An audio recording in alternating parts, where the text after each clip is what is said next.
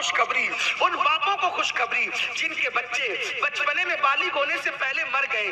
تم روتے کیوں ان کے لیے؟ ارے تم جتنا پیار دیتے ہو اس سے زیادہ پیار ابراہیم خلیل اللہ تمہارے بچوں کو دیتے ہیں، اور پھر وہ بچے آپ کے لیے مغفرت کی ضمانت بن جاتے ہیں.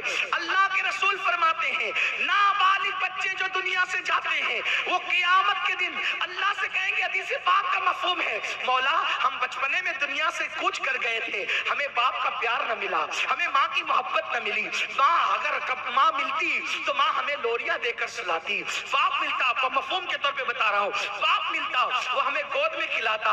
اللہ آج ہمارے ماں باپ پتہ نہیں کہاں ہیں اور ہم جنت میں ہیں. قیامت کے دن بچے کہیں گے مولا آج ہمارے ماں باپ سے تو ہمیں نہ ملائے گا، تو سب کو خوشی دے رہا ہے کہ آج ہمیں خوشی نہ ملے گی اس لیے کہ مرے تھے تب سے جنت میں آ گئے، لیکن آج خوشی اس وقت تو دوہری ہوگی جب ماں باپ ہمیں مل جائیں گے. اللہ فرمائے گا جا تیرے ماں باپ کیسے بھی تھے، اگر وہ کلمہ پڑھنے والے تھے ان کا ہاتھ پکڑو اور جنت میں لے کر کے آ جاؤ. کتنا بڑا انعام ہے. اس لیے ماؤں سے کہتا ہوں بچپنے میں بچے مر جایا کریں تو رویا بہت زیادہ رویا مت کرو، چیخا مت کرو، اللہ کی شکایت مت کیا کرو. اللہ رب البعض عورتیں تو یہ کہتی ہے کہ اللہ نے میرا بچہ چھین لیا، کیا اللہ کو میرا ہی گھر ملا تھا، میرا بچہ ہی ملا تھا؟ استغفر اللہ، یہ جملے کفر تک لے جا سکتے ہیں. اس لیے یہ سب مت کہا کرو. ارے تیری گودی سے چھین کر تیرے بچے کو ابراہیم کی گود عطا کی علیہ السلام، کیا یہ کم ہے؟ تیرا گھر لے کر تیرے گھر سے نکال کر جنت کے گھر میں تیرے بچے کو داخل کیا، اور انعام کتنا ہے کہ تیرے اعمال کیسے بھی ہیں اگر تو نے صبر کیا ہے تو تیرا یہ بچہ ہاتھ پکڑ کر تجھے جنت میں لائے گا. اب یہاں رک کر ایک بات کہتا ہوں، آج کل مولوی تقریر کرتے ہوئے کہتا ہے قیامت میں کوئی کسی کے کام نہیں آئے گا، نبی اپنی بیٹی کو بھی بخشوا نہیں سکیں گے. ارے نادان، جب تیرا نابالغ تیرا ہاتھ پکڑ کے تجھے جنت میں لے جائے گا تو محبوب خدا کتنوں کو جنت عطا. سبحان اللہ، نعرہ تکبیر، نعرہ رسالت، شفاعت مصطفیٰ، عظمت مصطفیٰ. آپ کے نابالغ پر تو نماز بھی فرض نہیں ہوئی تھی، آپ کے نابالغ پر تو روزے بھی فرض نہیں ہوئے تھے. جب آپ کے نابالغ کو مصطفیٰ جان رحمت کے صدقے یہ مقام ملا ہے تو مصطفیٰ جان رحمت جس کے صدقے میں کائنات بنی ہے، آپ ایسی بات کیوں کرتے ہو؟ اور آپ بھی کہتے ہو مولوی صاحب جھگڑے کی بات نہیں کریں. واللہ ہم جھگڑے کی بات ہی نہیں کرتے، ہم تو بس اتنا کہتے ہیں کہ جو نبی کے خلاف سوچ رہا ہے اس سے دور ہو جاؤ.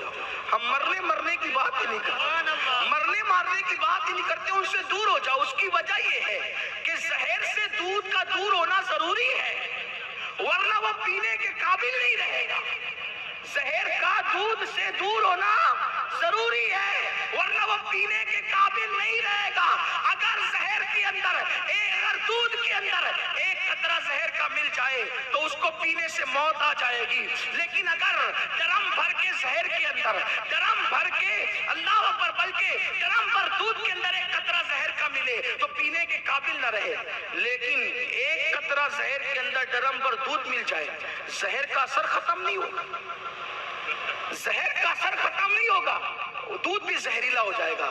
ہم آپ سے اسی لیے کہتے ہیں گستاخ کی صحبت میں مت بیٹھو، نبی کے خلاف جو باتیں کرتے ہیں ان کے ساتھ مت بیٹھو، ورنہ کیا ہوگا آپ اس گستاخ کو عاشق نہ بنا سکیں گے.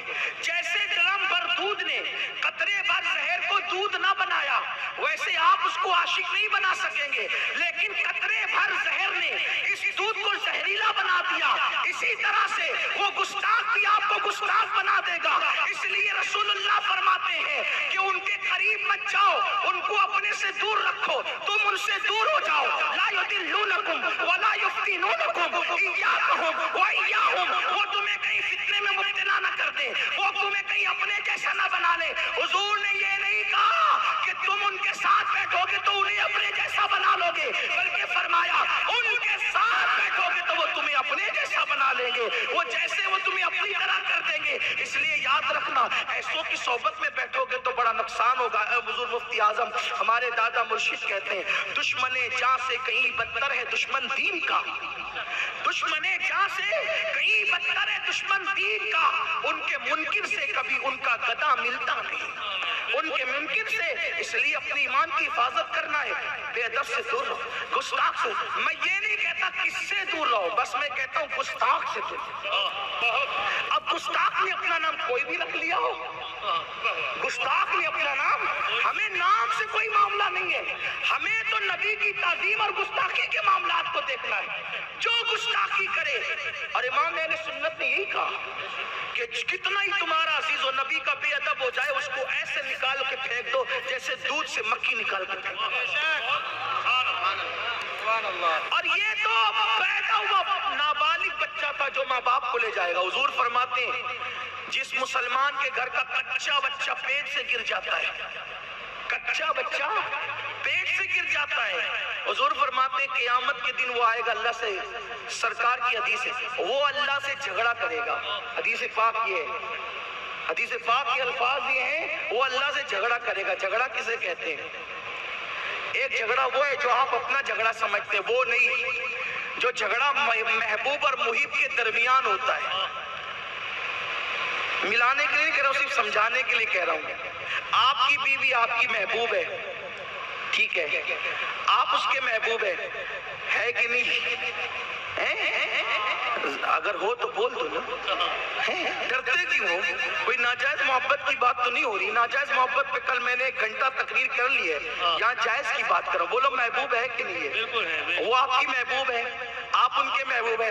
آپ کہیں میں 3 دن کے لیے سفر پہ جا رہا ہوں, بیگم سے کہتے کہ نہیں جانا, 3 دن نہیں جانا. آپ نے کہا جانا, کہا نہیں جانا. وہ جا رہی ہے, میں کہ 1 مہینے کے لیے, کہا 1 مہینے نہیں, 1 ہفتے میں واپس آؤ. یہ جھگڑا ہو رہا ہے گھر میں, وہ کہتی جانا, آپ کہتے نہیں جانا. یہ جھگڑا ہو رہا ہے, کیوں ہو رہا ہے؟ نفرت اس لیے, محبت کی بنیاد پر کیوں ہو رہا ہے؟ وہ 1 مہینہ رہنا چاہتی ہے, آپ 1 ہفتے کی بات اس لیے کرتے ہیں کہ آپ اس کے بغیر رہ نہیں سکتے, ہے نا. آپ 3 دن سفر پہ جانا چاہتے, وہ سفر سے روک رہی ہے اس لیے کہ وہ آپ کے بغیر. لیکن جھگڑا تو ہو رہا ہے نا, اس میں کوئی کینہ ہے؟ بولو, کپٹ ہے, حسد ہے, جلن ہے؟ نہیں, یہ محبت کا جھگڑا ہے. اور یہ جھگڑوں کی بڑی شان ہوتی ہے, اس سے محبت بڑھتی ہے, اس سے الفت بڑھتی ہے, اظہار محبت ہوتا ہے.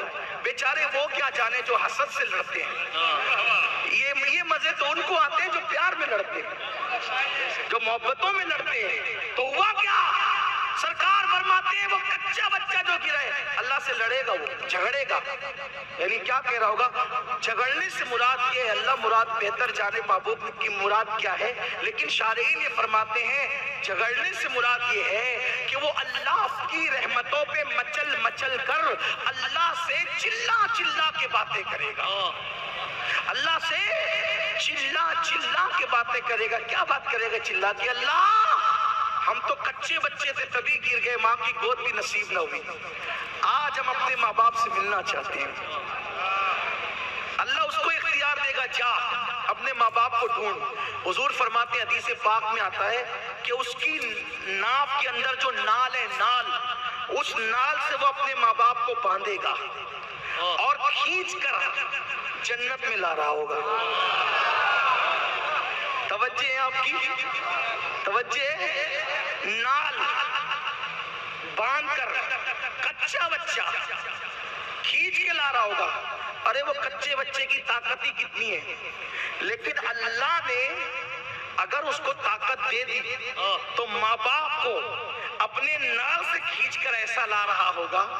حضور کی طاقت, جس کو بارے دو عالم کی پرواہ نہیں, ایسے بازو کی قوت پہ لاکھوں سلام. جب حضور علیہ السلام امتیوں کو کھینچیں گے تو کتنوں کو کھینچ کے لا رہے, لیکن کوئی ان کا بن کر تو دیکھے. میرے امام کہتے کیا ہی ذوق افزا شفاعت ہے تمہاری ماں, قرض لیتی ہے